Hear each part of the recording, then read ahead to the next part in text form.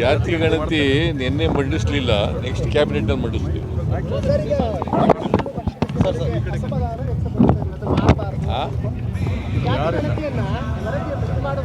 ಅದು ಏನಿದೆ ಅಂತ ಗೊತ್ತೇ ಇಲ್ವಲ್ರಿ. ಜಾತಿ ಗಣತಿನಲ್ಲಿ ಏನಿದೆ ಅನ್ನೋದು ಗೊತ್ತಿಲ್ಲ, ವರದಿನಲ್ಲಿ ಏನಿದೆ ಅಂತ ವಿರೋಧ ಯಾಕೆ ಮಾಡ್ತಾರೆ ನನಗೆ ಗೊತ್ತಿಲ್ಲ.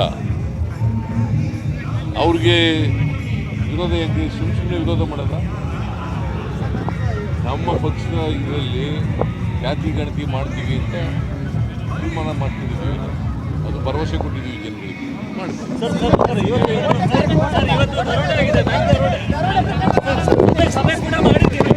ಹೇಳಿದ್ದೀನಿ ಪೊಲೀಸ್ನವ್ರಿಗೆ, ಕೂಡಲೇ ಅವರನ್ನ ಯಾರು ದರೋಡೆಕೋರರನ್ನ ಪತ್ತೆ ಹಚ್ಚಿ ಅಂತ ಹೇಳಿದ್ದೀನಿ. ಪತ್ತೆ ಹಚ್ಚಿ ಅವರಿಗೆ ಶಿಕ್ಷೆ ಕೊಡಿಸ್ತಕ್ಕಂಥ ಕೆಲಸ ಮಾಡಿ.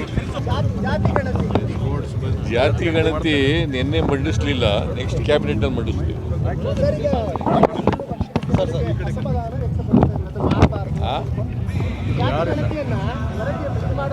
ಅದು ಏನಿದೆ ಅಂತ ಗೊತ್ತೇ ಇಲ್ವಲ್ರಿ.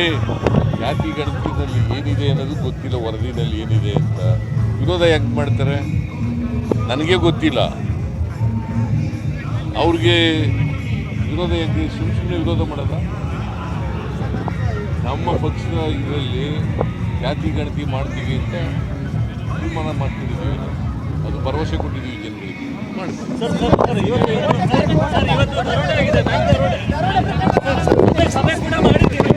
ಹೇಳಿದ್ದೀನಿ ಪೊಲೀಸ್ನವ್ರಿಗೆ, ಕೂಡಲೇ ಅವರನ್ನ ಯಾರು ದರೋಡೆಕೋರರನ್ನ ಪತ್ತೆ ಹಚ್ಚಿ ಅಂತ ಹೇಳಿದ್ದೀನಿ. ಪತ್ತೆ ಹಚ್ಚಿ ಅವರಿಗೆ ಶಿಕ್ಷೆ ಕೊಡಿಸ್ತಕ್ಕಂಥ ಕೆಲಸ ಮಾಡಿ.